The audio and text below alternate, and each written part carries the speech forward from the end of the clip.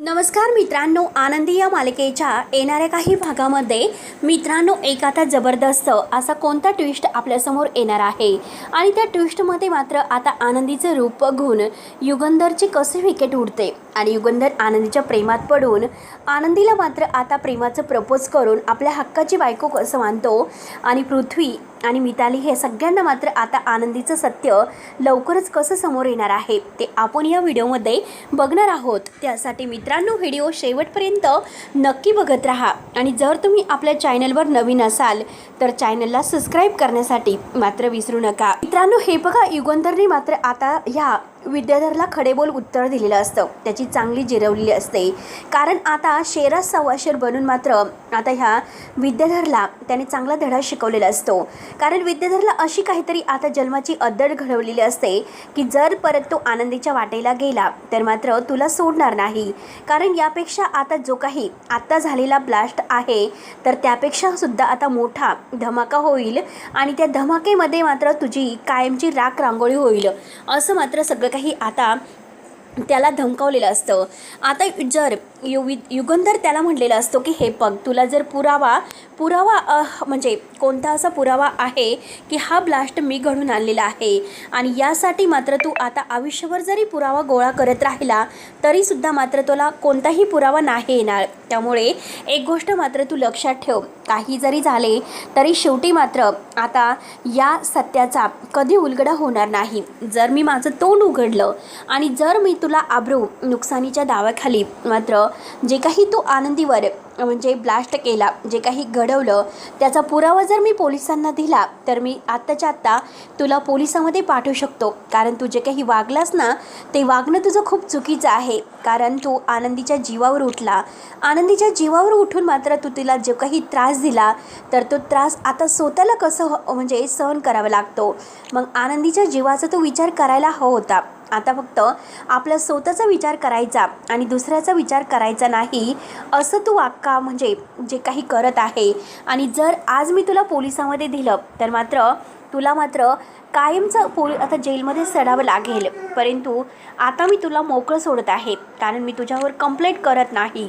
तेव्हा आता आनंदीला आपल्या युगंधरचा फारच अभिमान वाटत असतो। कारण युगंधर आपली किती काळजी घेतो, विद्याधरला धडा शिकवतो आणि त्याच वेळेस मात्र आता युगंधरने तिच्यासमोर सांगितलेलं असतं आनंदीच्या केसाला जरी धक्का लागला तर मी तुला सोडणार नाही कारण गाठ माझ्याशी असेल। तेव्हा आता आनंदी खूपच खुश होते। आनंदी आता जोपर्यंत हा युगंधर जिवंत आहे तोपर्यंत मात्र आनंदीच्या केसाला सुद्धा आता या म्हणजे गावात काय परंतु ह्या कुठेही मात्र तिच्या केसाला धक्का लावणारा जिवंत राहू शकणार नाही असे मात्र त्याने विद्याधरला धमकावलेलं असतं। तर विद्याधर आता खूपच भडकलेला असतो। त्यानंतर मात्र आता आनंदीने असं काहीतरी चमत्कार करून दाखवलेला असतो।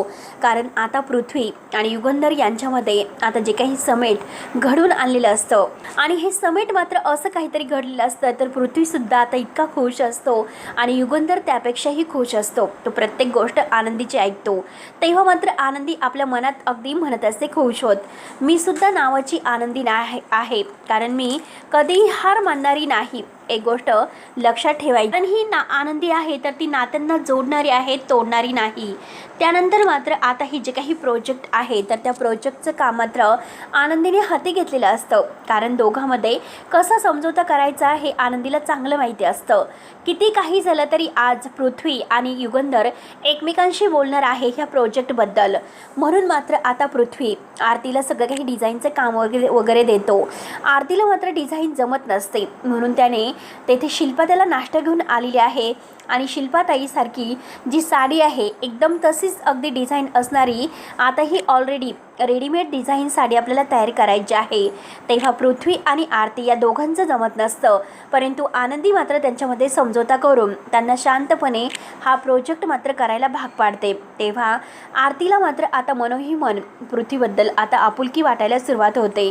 कारण आता तिला हा पृथ्वी खूपच चिडका बिब्बा आणि असा काहीतरी वेगळा वाटत असतो। परंतु आता आरतीने असं काहीतरी डिझाईन जेव्हा बनून आता दुसऱ्या दिवशी ती घेऊन आलेली असते, तिचं ते डिझाईन बघून मात्र पृथ्वी आता इतका खुश होतो आणि तो तर लगेच आता आरतीच्या जवळ येतो आणि तिच्या हातामध्ये हात देऊन तिला खरंच अगदी तिचं मनापासून कौतुक करत असतो, कारण तो आरतीला म्हणतो की मला तर असं वाटलं होतं की तू खरंच खूप गावठी आहेस आणि तुला अशा डिझाईन्स जमणं कधी खूप कठीण असेल, परंतु तू तर कमाल केलीस. तेव्हा आता आनंदी सांगितलेलं असतं की आरतीताई बेस्टातील बेस्ट डिझाईन बनवू शकते, म्हणून तो आता आरतीला म्हणतो की खरंच तू बेस्ट डिझायनर आहे.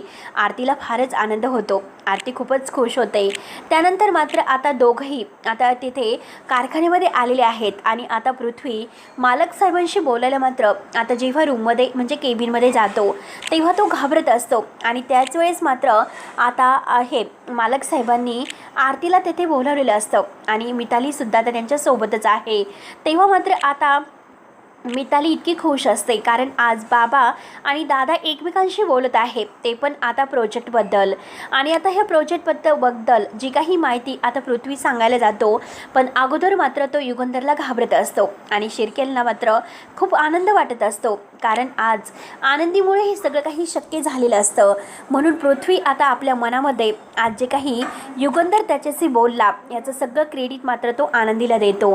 त्याला इतकं छान वाटत असतं, त्याला असं होतं की कधी मी आनंदीकडे जाईल आणि आनंदीला थँक्यू बोलेल. आनंदी खरंच एक चमत्कारिक आहे, आनंदीमध्ये असे काहीतरी गुण आहे. तेव्हा आता युगंधर आणि पृथ्वी यांच्यामध्ये इतकं छान असं संभाषण होतं आणि दोघांनीही आता हे प्रोजेक्ट आता जो काही आहे तो सबमिट केलेला असतो, कारण युगंधरला मात्र आता हा प्रोजेक्ट फारच आवडतो. युगंधर लगेच आता प्रोजेक्टला आता संमती देतो आणि म्हणतो की हे बघ पृथ्वी, तुला जसं वाटेल तसे तू करू शकतो. आणि यामध्ये ज्या डिझाईन्स आरतीने बनवलेल्या आहेत तर त्या युगंधरला दाखवण्यात येतात आणि युगंधर फारच खुश होतो. तेव्हा तो आरतीचं सुद्धा कौतुक करतो. तेव्हा आता आरती म्हणते की हे बघा मालक साहेब, हे सगळं आनंदीचं आहे, आनंदीनेच मला मात्र ह्या डिझाईन्स बनवण्यासाठी सांगितल्या आणि त्यात म्हणजे पृथ्वीला मात्र शिल्पाताईंच्या डिझाईन्स आवडल्या होत्या.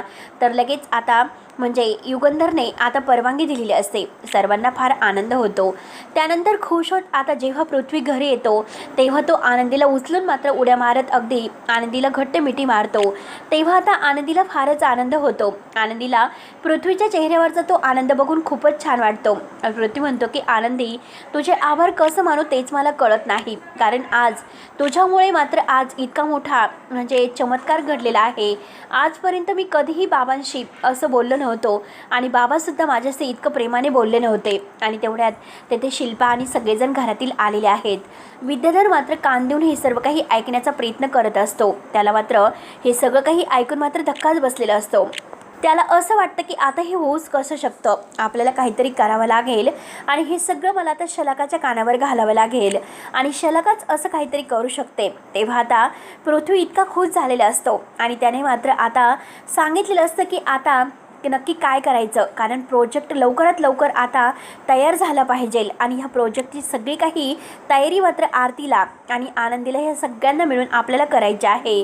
तेव्हा मात्र आता मिताली विचारते की अरे पण दादा, आपल्याला इतक्या लवकर मॉडेल कशी मिळणार. तेव्हा शिल्पाला तर आता तोरावाच वाटत असतो, कारण शिल्पा खूप ॲटिट्यूडमध्ये म्हणते की पृथ्वी, अरे तुला मॉडेलची काय गरज आहे ना मॉडेल, मी तुला मॉडेल देते.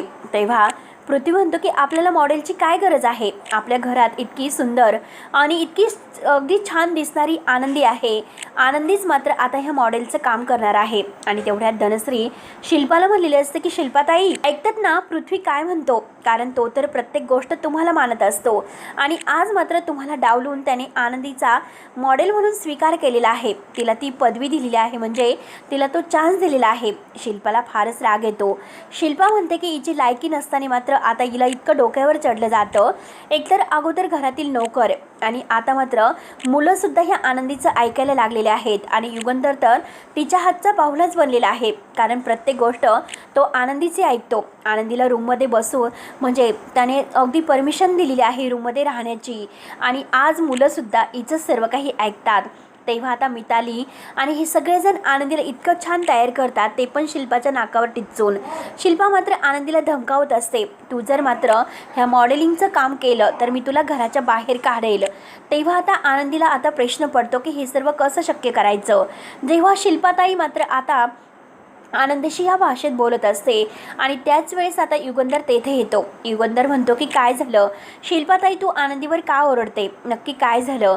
आणि आनंदीला विचारतो की आनंदी काय झालं. आनंदी म्हणते की हे बघा मालक साहेब, मला असं वाटतं की पृथ्वीने मात्र त्याच्या जे काही प्रोजेक्टमध्ये मॉडेलिंगचं काम करणारी मॉडेल हवी आहे आणि त्यात म्हणजे माझी निवड केलेली आहे. तेव्हा युगंधरला तर हे ऐकून फारच आनंद होतो. युगंधर म्हणतो की ही तर आनंदाची बातमी आहे आणि आनंदी तू हे काम अगदी परफेक्ट करू शकते. तेव्हा आनंदीला मालक साहेबांची परवानगी भेटल्यानंतर तिला फारच आनंद होतो आणि ती लगेच आता ही मॉडेलिंगचं काम करायला तयार होते. तेव्हा आनंदीने मात्र असं काहीतरी मॉडेलिंगचं काम केलेलं असतं, अशी मॉडेल ती बनलेली असते. तिचं ते रूप बघून आता ह्या युगंधरची विकेट पडते. युगंधर मात्र आनंदीकडे बघतच असतो. त्याची मात्र नजर काही आनंदीवरून हटत नसते. त्याला मात्र आनंदीमध्ये समिधाचं रूप दिसतं, कारण समिधाची प्रत्येक ॲक्टिंग मात्र आता ह्या आनंदीने केलेली असते. आनंदीने एकदम समितेसारखा पेहराव केलेला असतो, एकदम ती समितेसारखी दिसत असते.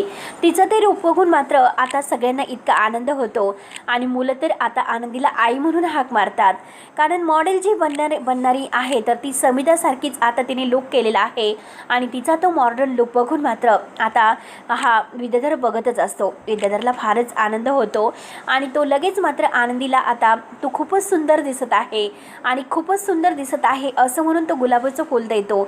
आनंदीला फारच आनंद होतो. परंतु आता पृथ्वीला प्रश्न पडतो की बाबा मात्र आनंदीशी असं का बोलतात, नक्की बाबा आणि या आनंदी यांच्यामध्ये नक्की नातं आहे तरी काय. आणि त्याच वेळेस मात्र त्या नात्याचा मात्र तो उलगडा करायला निघतो. परंतु आता मोठा अनर्थ होणार असतो. तेथे विद्याधर येतो आणि विद्याधर मात्र हा सगळ्याचा बॉम्ब फोडणार असतो. पण त्या अगोदरच मात्र शिल्पाने विद्याधरच्या कानामागे दिलेली असते आणि हे सगळं होण्यापासून वाचवलेलं असतं. तेव्हा आनंदीचं रूप बघून मात्र आता युगंधर आनंदीच्या प्रेमात पडलेला आहे. आणि मित्रांनो, आता पुढे नक्की काय होतं. मॉडेल बनणाऱ्या आनंदीने मात्र असा कोणता चमत्कार करून दाखवलेला असतो की जे काही आता होतं ते मात्र अगदी इतकं छान होतं असतं. तेव्हा मित्रांनो, पुढे नक्की काय होणार आहे हे बघायला विसरू नका. तोपर्यंत मात्र मित्रांनो, धन्यवाद.